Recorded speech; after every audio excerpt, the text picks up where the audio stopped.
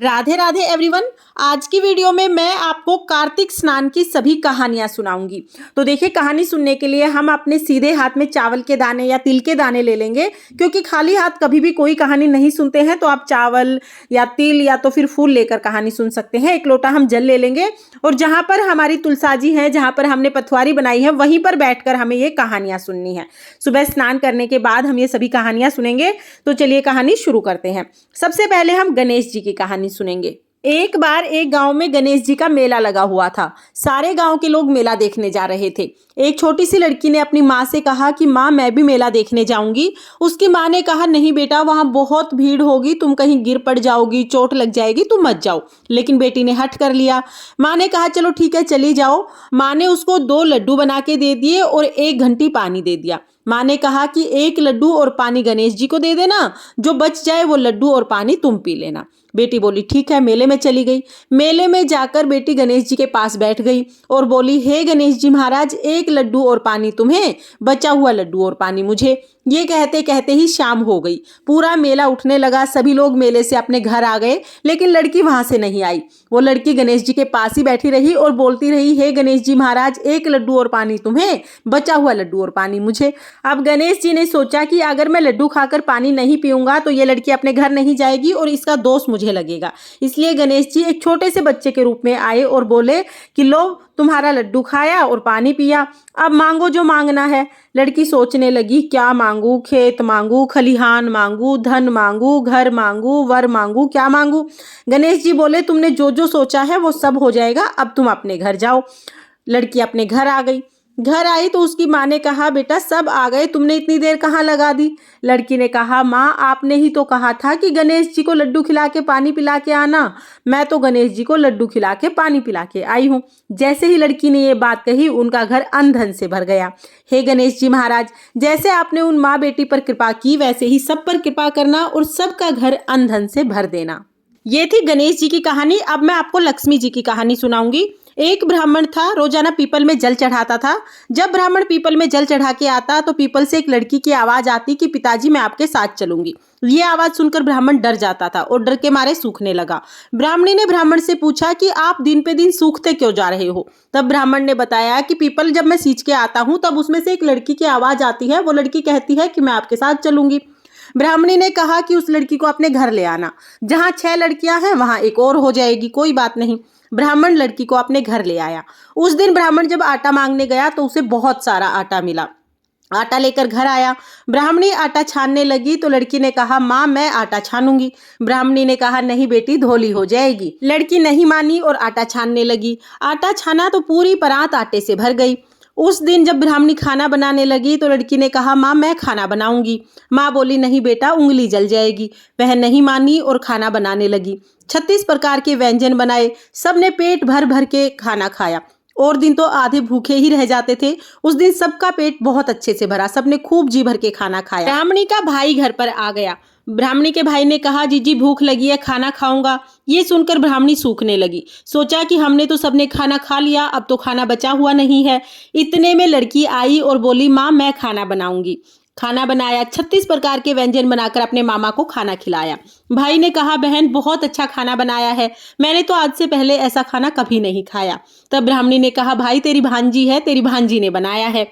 मामा खाना खा के चला गया। शाम हुई तो बेटी ने कहा कि माँ चौका लगा दो और कोठे में दिया जला दो, मैं कोठे में सोऊंगी। माँ बोली, नहीं बेटी, अकेली डर जाएगी। बोली, ना माँ, मैं तो कोठे में ही सोऊंगी। कोठे में सो गई। आधी रात को उठी, चारों तरफ आंख मारी तो देखा धन ही धन हो गया। धन ही धन होने के बाद जाने लगी तो ब्राह्मण ने देख लिया। ब्राह्मण ने कहा कि तुम कहाँ जा रही हो? तब बेटी ने कहा कि मैं तो लक्ष्मी माता हूँ, तुम्हारे घर की दरिद्रता को दूर करने आई थी। ये कहकर लक्ष्मी माता वहां से चली गई। ब्राह्मण का पूरा घर अन्न धन से भर गया। सुबह जब ब्राह्मणी उठी तो उसने बेटी को ढूंढना शुरू किया। तब ब्राह्मण ने बताया कि वो तो लक्ष्मी माता थी, हमारी दरिद्रता को दूर करने के लिए आई थी।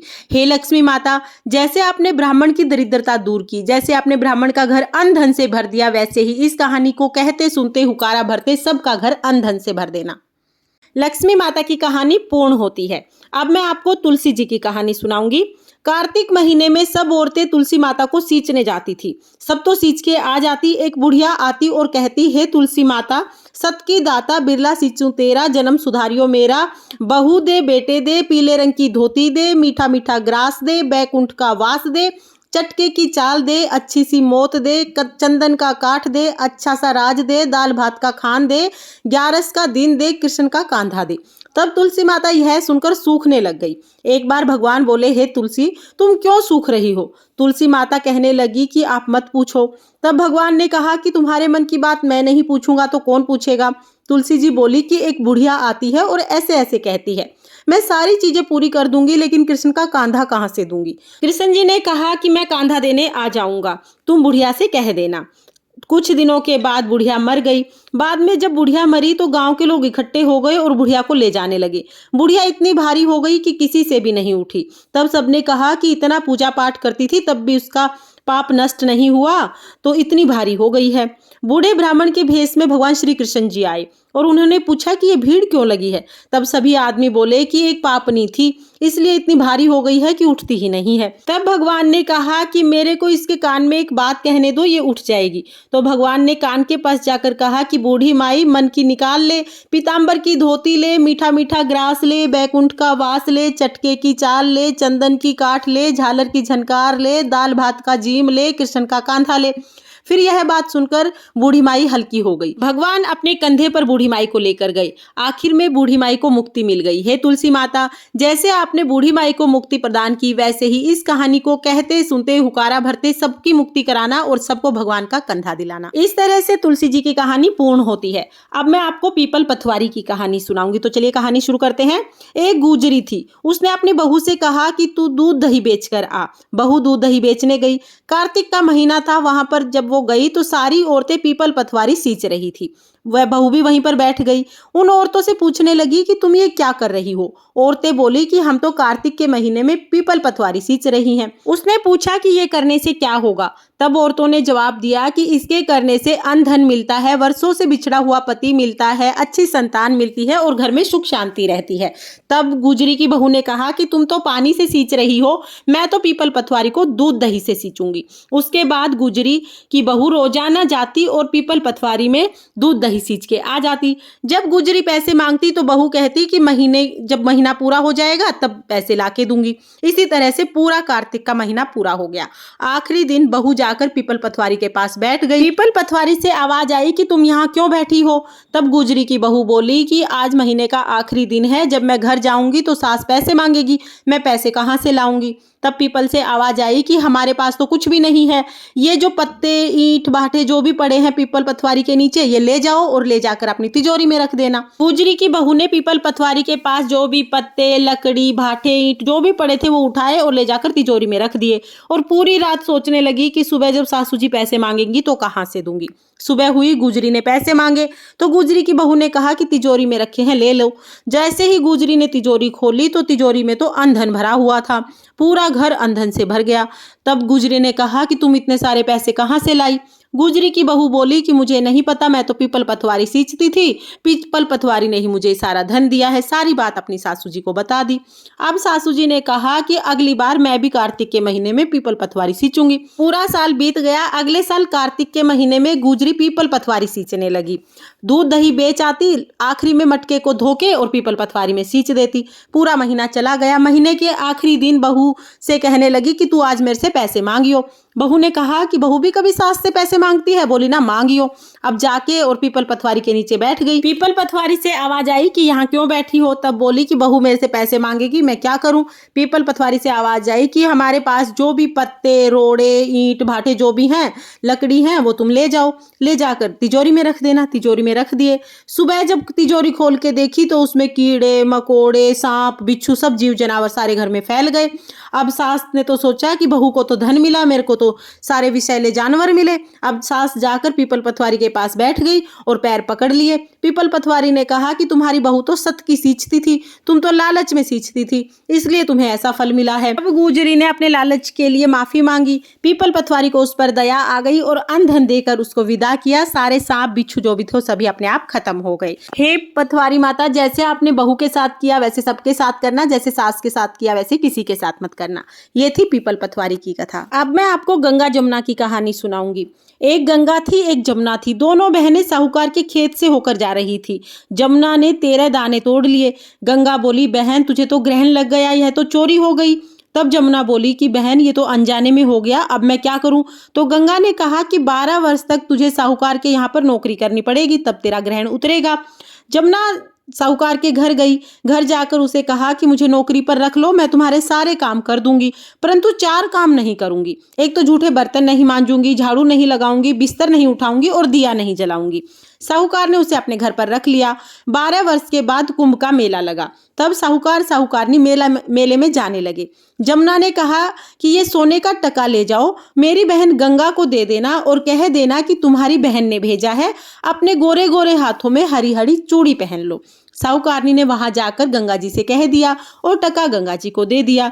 तब गंगा जी ने हाथ पसार कर टका ले लिया और बोली कि जमुना मेरी बहन है, उसे कह देना कि तुम्हारे 12 वर्ष पूरे हो गए हैं, अब तुम्हारा ग्रहण उतर गया है, तुम आ जाओ। साहूकार साहूकारनी जब घर आए तो जमुना मटके में पानी भर रही थी। साहूकारनी ने जमुना को कहा कि तुम्हारी बहन ने कहा है कि तुम्हारे 12 वर्ष पूरे हो गए, अब तुम आ जाओ। इतना सुनते ही जमुना तो सहस्त्र धारा होकर बहने लगी। तब साहूकार साहूकारनी उल्टे मुंह पड़ गए और बोले कि ये तो जमुना जी थी और हमने तो इससे सारा काम करा लिया है, हमें तो पाप लग गया है, अब हमारा पाप किसी तरह भी नहीं उतर सकता। उधर जमुना जब गंगा जी के पास गई तो गंगा जी ने कहा कि तुम साहूकार साहूकारनी को कोई धैर्य बंधा के आई या नहीं। जमुना जी बोली, नहीं बहन, मैंने तो जैसे ही तुम्हारा समाचार पाया मैं तो वैसे ही तुरंत आ गई।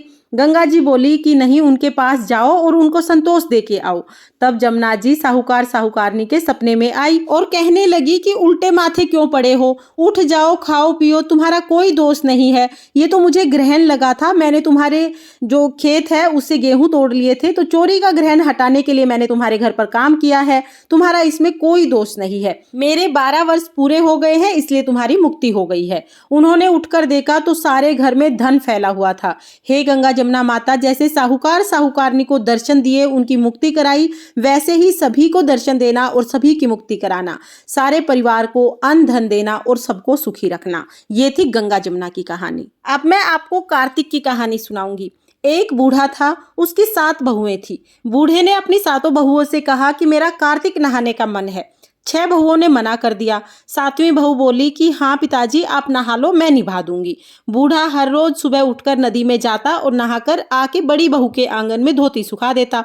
जैसे धोती से पानी निकल के गिरता, आंगन में हीरे मोती गिरने लग जाते। यह देखकर 6 बहू सोचने लगी कि पिताजी तो नहा के आते हैं और धोती से हीरे मोती झड़ते हैं। तब उन्होंने कहा कि पिताजी आप धोती हमारे घर में सुखा दिया करो।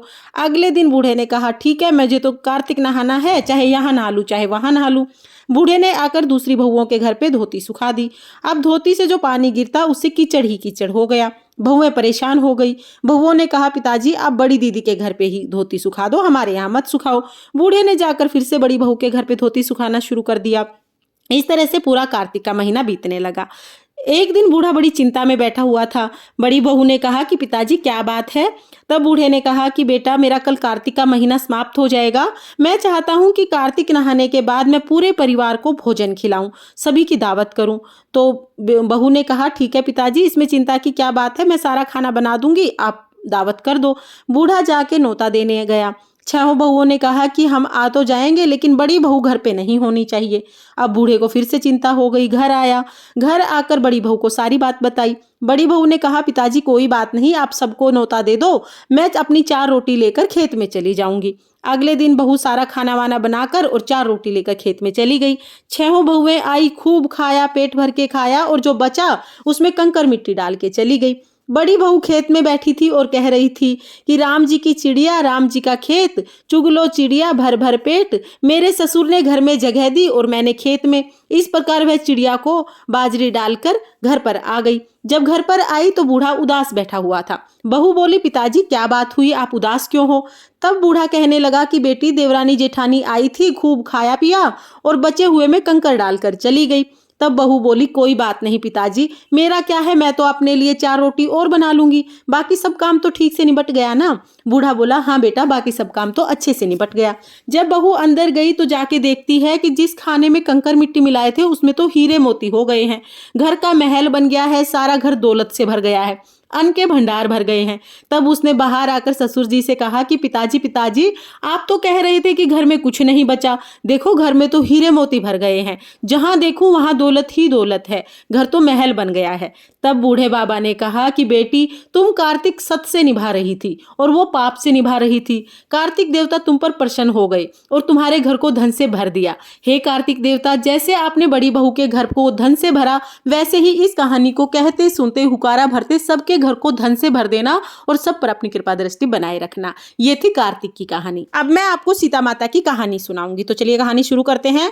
राम आए, लक्ष्मण आए, देश के पुजारी आए, नित्य नियम का नियम लाए, आओ राम बैठो राम, माखन मिश्री खाओ राम, दूध बतासा पियो राम, सूत के पलड़े पाठो राम, शाल दुसाला ओढ़ो राम, राम संवारे सबके काम, खाली घर भंडार भरेंगे, सबका बेड़ा पार करेंगे, जय जय राम जय श्री राम। सीता माता ये कहानी रोज कहा करती थी, रामचंद्र जी कहानी सुना करते थे। एक दिन रामचंद्र जी को कहीं जाना था तो सीता माता ने कहा कि मेरी कहानी कौन सुनेगा। तब रामचंद्र जी बोले कि कुएं पर चली जाना, जो औरतें पानी भरने आएंगी उनको कहानी सुना देना। सीता जी अगले दिन जाकर कुएं पर बैठ गई। एक बहू रेशमी साड़ी पहनकर सोने का घड़ा लेके पानी भरने आई। सीता माता ने कहा, बहन मेरा 12 वर्ष का कहानी का नियम है, तुम मेरी कहानी सुन लो। बहू बोली, नहीं बहन, अगर मैं कहानी सुनूंगी तो मेरी सास लड़ेगी, मुझे बहुत देर हो रही है। बहू घर चली गई। घर गई तो रेशम की साड़ी फट गई, जो सोने का मटका था वो मिट्टी का हो गया। सास बोली, किसका दोष सिर पर लेकर आई है? बहू ने सारी बात बता दी।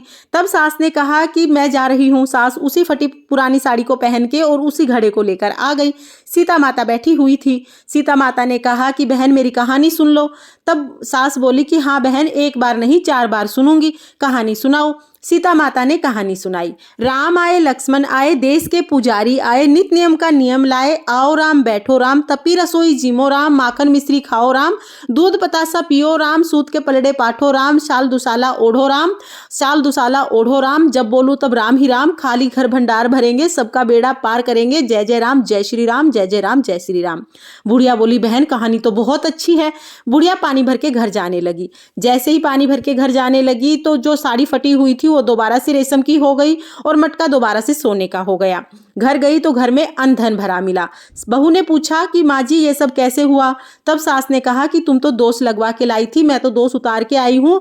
वो जो औरत वहां बैठी हुई थी वो सीता माता थी। सीता माता सभी के दुखों को दूर करती हैं और सबके घर धन से भर देती हैं। बहू ने कहा कि माँ जी मुझे भी कहानी सुना दो। तब सास ने उसे भी कहानी सुनाई। राम आए, लक्ष्मण आए, देश के पुजारी आए, नित नियम का नियम लाए, आओ राम बैठो राम, तपी रसोई जिमो राम, माखन मिश्री खाओ राम, दूध बतासा पियो राम, सूत के पलड़े पाठो राम, जब बोलूं तब राम ही राम, खाली घर भंडार भरेंगे, सबका बेड़ा पार करेंगे, जय जय राम जय श्री राम, जय जय राम जय श्री राम। बहू बोली, माँ जी कहानी तो बहुत अच्छी है, हम रोजाना ये कहानी सुना करेंगे। दोनों सास बहू रोजाना सुबह जल्दी उठकर सारा काम करती, नहा धोकर सीता माता की कहानी सुनती। देखते ही देखते पूरा घर धन से भर गया। एक दिन सुबह सुबह उनकी पड़ोसन आंच लेने के लिए आई। पड़ोसन बोली कि आंच दे दो। तब सास बोली कि आज तो हमने अभी तक आंच नहीं जलाई है, आग नहीं जलाई है। तब वो बोली, तुम 4 बजे की उठी हुई हो, क्या कर रही हो? तब सास ने बताया कि हम तो सीता माता की कहानी सुनते हैं। पड़ोसन ने कहा कि मुझे भी कहानी सुना दो, मैं भी रोजाना सुना करूंगी। तब सास ने पड़ोसन को कहानी सुनाई। राम आए, लक्ष्मण आए, देश के पुजारी आए, नित नियम का नियम लाए, आओ राम बैठो राम, तपी रसोई जिमो राम, माखन मिश्री खाओ राम, दूध बतासा पियो राम, सूत के पलड़े पाठो राम, शाल दुसाला ओढ़ो राम, शाल दुसाला ओढ़ो राम, जब बोलूं तब राम ही राम, राम संवारे सबके काम, खाली घर भंडार भरेंगे, सबका बेड़ा पार करेंगे, जय जय राम जय श्री राम, जय जय राम जय श्री राम। पड़ोसन ने कहा बहन कहानी तो बहुत अच्छी है। पड़ोसन भी रोजाना नहा धोकर सीता माता की कहानी सुनने लगी। उसके घर में भी धन के भंडारे भर गए। हे सीता माता, जैसे आपने इन सबके घर में धन के भंडारे भरे, वैसे ही इस कहानी को कहते सुनते हुकारा भरते सब पर अपनी कृपा बनाना और सबके घर को अन्न धन से भर देना। ये थी सीता माता की कहानी। अब हम सुनेंगे 8वां वार की कहानी। एक बेटा था। माँ गंगा जी नहाने गई और बहू से कह के गई कि बहू मैं जा रही हूँ, मेरे बेटे को रोटी दे देना। उसने कहा अच्छा माँ जी दे दूंगी। सुबह बेटा उठा, बोला माँ रोटी दो। बहू ने कहा कि ना माँ है ना रोटी है, कुछ कमा के लाओ तभी रोटी दूंगी। वह बोला भगवान मुझे तो कमाना नहीं आता। लेकिन बहू नहीं मानी। उसने कहा कि रोटी तो तभी मिलेगी जब तुम कमा के लाओगे। तब वह बोला ठीक है भगवान, 4 रोटी और अचार दे दो, मैं कमाने जा रहा हूँ। 4 रोटी और अचार दे दी। ले जाकर कुएं की पाल पर जाकर बैठ गया और कहने लगा हे राम, मैं तो कमाना ना जानूं। भगवान ब्राह्मण क्या भेष बनाकर आए। बोले तुम ऐसे उदास क्यों बैठे हो। तब वो बोला कि मेरी पत्नी ने कहा है कुछ कमा के लाओ, मुझे तो कमाना नहीं आता। ब्राह्मण के रूप में भगवान बोले कि भैया कमाना तो मुझे भी नहीं आता, पर हाँ मैं 8वां वार का नाम जानता हूँ, जिससे मेरे घर में अटूट भंडार भर गए हैं। चावल के दाने ले आओ, पानी भर के घंटी ले आओ, ढके बर्तन उघाड़ दो, ओंधों को सीधा कर दो। ब्राह्मण ने कही, उसने सुनी। इतवार, सोमवार, मंगलवार, बुधवार, बृहस्पतिवार, शुक्रवार, शनिवार, 8 वारों का आसरा, भरियो पीहर सासरा, अटूट भंडार होते चले गए। घर पहुंचा तो बीवी बोली कि क्या लाए। उसने कहा 8 वारों का नाम लेके आया हूँ। बीवी ने सोचा चलो कुछ तो लाया है। चावल, चीनी के दाने और पानी की घंटी लेकर बैठ गए। ओंधों को सीधा किया, ढकों को उघाड़ दिया। उसने कही, बहू ने सुनी। इतवार, सोमवार, मंगलवार, बुधवार, बृहस्पतिवार, शुक्रवार, शनिवार, 8 वारों का आसरा, भरियो पीहर सासरा, अटूट भंडार होते चले गए। बहू से बोला कि मैं बेटी के घर जा रहा हूँ। फटे से कपड़े पहनकर बेटी के घर गया। बच्चे बोले माँ नाना आए हैं। बेटी ने कहा कैसे भेष में आए हैं। बच्चों ने बोला कि मैले कुचैले फटे भेष में आए हैं। बेटी बोली आए तो क्या है, रोटी तोड़े हैं। सच है गरीबी कुछ भी कहलवा देती है। बेटी से कहा कि बेटी मेरी 8 वार की कहानी सुन ले। बेटी ने कहा पिताजी मैंने तो मुंह झूठा कर लिया है। पिताजी भूखे ही सो गए। अगले दिन बेटी को तरस आ गया और बोली पिताजी मैं आपकी कहानी सुनूंगी, कहानी सुनाओ। पिताजी ने कहा चावल के दाने ले आओ, पानी की घंटी ले आओ, ढकों को उघाड़ दो, ओंधों को सीधा कर दो। पिता ने कहानी कही, बेटी ने सुनी। इतवार, सोमवार, मंगलवार, बुधवार, बृहस्पतिवार, शुक्रवार, शनिवार, 8 वारों का आसरा, भरियो पीहर सासरा, अटूट भंडार होते चले गए। बेटी भर भर के बोइये बांटने लगी। पड़ोसन ने कहा कि तुम तो कह रही थी कि तुम्हारा बापू कुछ नहीं लेके आया, फिर भर भर के बोइये कैसे बांट रही हो। बेटी ने उत्तर दिया कि मेरे बापू तो खाली हाथ ही आए थे, ये तो 8 वारों की कहानी का फल है। पड़ोसन बोली अपने बापू से कहना हमें भी कहानी सुना दे। उसने आके पिताजी से कहा तो पिताजी ने कहा कि बेटा आज तो मैंने मुंह झूठा कर लिया है, कल सुना दूंगा। अगले दिन उसके पिताजी ने पड़ोसन को भी 8 वारों की कहानी सुना दी। उसके घर पर भी खूब धन हो गया। जैसे ब्राह्मण के 8 वारों की कहानी से सबके घर में अटूट भंडार भर गए, वैसे ही इस कहानी को कहते सुनते हुकारा भरते सबके घर में अटूट भंडार भर जाए, सभी पर 8 वारों की और भगवान की कृपा बनी रहे। ये थी 8 वारों की कथा। अब मैं आपको इल्ली घुन की कहानी सुनाऊंगी, तो चलिए कहानी शुरू करते हैं। एक इल्ली थी, एक घुन था। इल्ली ने कहा आओ घुन, कार्तिक नहाते हैं। घुन ने कहा कि तू ही नहा ले, मैं तो मोठ बाजरा खाऊंगा, ठंडा ठंडा पानी पीऊंगा। इल्ली राजा की लड़की के पल्ले लगकर कार्तिक नहाने लगी। कार्तिक का महीना पूरा हो गया। कार्तिक पूरा होते होते इल्ली और घुन दोनों मर गए। बाद में इल्ली ने राजा के बेटी के रूप में जन्म लिया और घुन राजा के घर में गधा बना। जब बेटी विवाह के लायक हुई तो राजा ने योग्य वर देखकर बेटी का विवाह कर दिया और ससुराल जाने के लिए विदा करने लगे। तब बेटी ने बैलगाड़ी रुकवा दी और राजा से कहा कि मैं तो ये जो गधा है इसको लेके जाऊंगी। तब राजा ने कहा बेटा धन मांग लो, दौलत मांग लो और कुछ मांग लो, ये क्या चीज मांगी। बेटी नहीं मानी तो राजा ने गधा बेटी के साथ ही भेज दिया। बेटी महल पहुंची, जाकर सीढ़ियों में गधे को बांधकर ऊपर चली गई। जब राजा की लड़की सीढ़ियों से उतरने लगी तो गधे ने कहा हे लड़की, हे सुंदरी, थोड़ा पानी पिला दे। तब राजा की लड़की ने कहा कि जब मैं नहाने के लिए कह रही थी तब तो तुमने कार्तिक नहाया नहीं, तब तो कह रहे थे कि बाजरा खाऊंगा और ठंडा पानी पीऊंगा। आपस में वो इस तरह बात करने लगे। उनकी बात उसकी देवरानी जेठानियों ने सुन ली। जाकर देवर को सिखा दिया कि तुम्हारी घरवाली तो कोई जादू टोना जानती है और जानवरों से बात करती है। वह बोला कि कानों सुनी तो नहीं मानूंगा, आंखों देखी मानूंगा। दूसरे दिन वो छुप कर बैठ गया। देखा कि रानी महल से उतर रही है। गधा फिर से वही बात बोलता है और रानी फिर वही जवाब देती है। तब वह तलवार लेकर खड़ा हो गया और बोला कि तू जानवरों से बात कर रही है, मैं तलवार से तुझे मार दूंगा। तब रानी ने कहा कि औरत का भेद मत खोलो। तब राजा बोले कि मैं तो भेद खोलूंगा। तब रानी ने कहा कि पिछले जन्म में मैं इल्ली थी और ये घुन था। मैंने इसको कार्तिक नहाने के लिए कहा था, लेकिन ये कार्तिक नहीं नहाया तो गधा बन गया। मैं कार्तिक नहाई तो राजा की बेटी बनी और अब तुम्हारी रानी बन के राज कर रही हूँ, इसलिए मैं इसको यही बात कह रही थी। राजा ने कहा कि कार्तिक नहाने का इतना फल होता है तो हम दोनों जोड़े से कार्तिक नहाएंगे और खूब दान पुण्य करेंगे। रानी ने कहा, हाँ, कार्तिक नहाने का बहुत फल होता है, कार्तिक नहाने के फल से ही मैं तुम्हारी रानी बनी हूँ। तब दोनों राजा और रानी जोड़े से कार्तिक नहाने लगे। उनके घर में धन के भंडारे भर गए।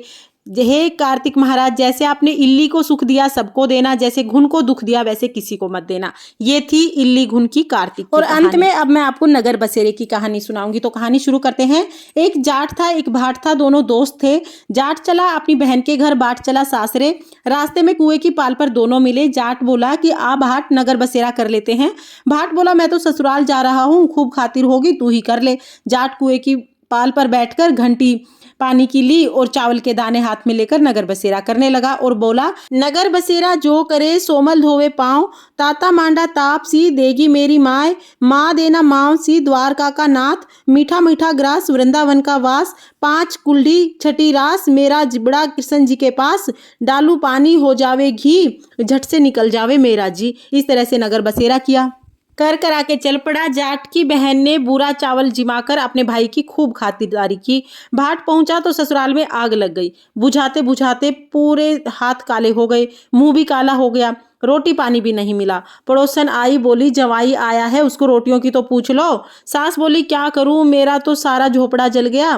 पड़ोसन ने एक रोटी और छाछ दे दी, वही खा ली। शाम को दोनों दोस्त फिर मिले। दोनों बोले, कह बात। भाट बोला, मेरी ससुराल में आग लग गई, बुझाते बुझाते हाथ और मुंह दोनों काला हो गया, रोटी पानी भी नहीं मिले। जाट बोला, मेरी तो खूब खातिर हुई, मैंने कही थी ना नगर बसेरा कर ले। बोला, आ अब कर ले। भाट बोला, अब भी नहीं करूं, तेरी तो माौसी है, रोटी नहीं देगी, मेरी तो माँ है, दही छिछुली लेकर चूरमा लेकर बैठी होगी। भाट ने नहीं किया। जाट ने नगर बसेरा करा। नगर बसेरा जो करे मलमल धोवे पाँव, ताता मांडा तापसी देगी मेरी माँ, माँ देना माँव सी द्वारका का दास, मीठा मीठा ग्रास वृंदावन का वास, 5 कुलड़ी छठी रास मेरा जिबड़ा कृष्ण जी के पास, डालू पानी हो जावे घी, झट से निकल जावे मेरा जी। करके चल पड़ा। घर पहुंचते ही जाट की मौसी ने बहुत लाड चाव किए। भाट घर गया तो उसकी भैंस खो गई। अब बाप एक लाठी धरे एक उठावे। बोला कि ससुराल गया तो आग लगवा दी, घर आया तो भैंस खो दी।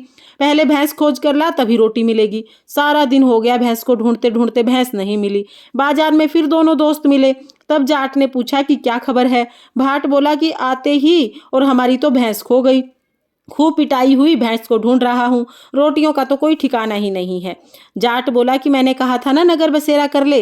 भाट बोला कि तेरे नगर बसेरे में ऐसा क्या गुण है, ला अब कर लेता हूँ। दोनों नगर बसेरा करने लगे। नगर बसेरा जो करे मलमल धोवे पाँव, ताता मांडा ताप सी देगी मेरी माय, माँ देना माँव सी द्वारका का नाथ, मीठा मीठा ग्रास वृंदावन का वास, 5 कुलड़ी छठा रास मेरा जिबड़ा कृष्ण जी के पास, डालू पानी हो जावे घी, झट से निकल जावे मेरा जी। उन्होंने नगर बसेरा किया। आगे चला तो भैंस मिल गई, घर लेकर आया। माँ बोली, लड़के को आते ही घर से निकाल दिया, सारा दिन का भूखा प्यासा मर रहा है। उसने खूब अच्छे से अपने बेटे को जिमाया और सारी नगरी में ढिंडोरा पिटवा दिया कि सब कोई कार्तिक के महीने में पीहर सासरे जाते आते समय नगर बसेरा जरूर करे। ये थी नगर बसेरा की कहानी। फ्रेंड्स, ये थी कार्तिक महीने में सुनी जाने वाली सभी कहानियां जो मैंने आपको सुनाई। कहानी सुनने के बाद जो हमने हाथ में चावल के दाने, तिल या फूल लिए हैं वो हम लोटे में डाल देंगे और सूर्य देवता को अर्घ दे देंगे।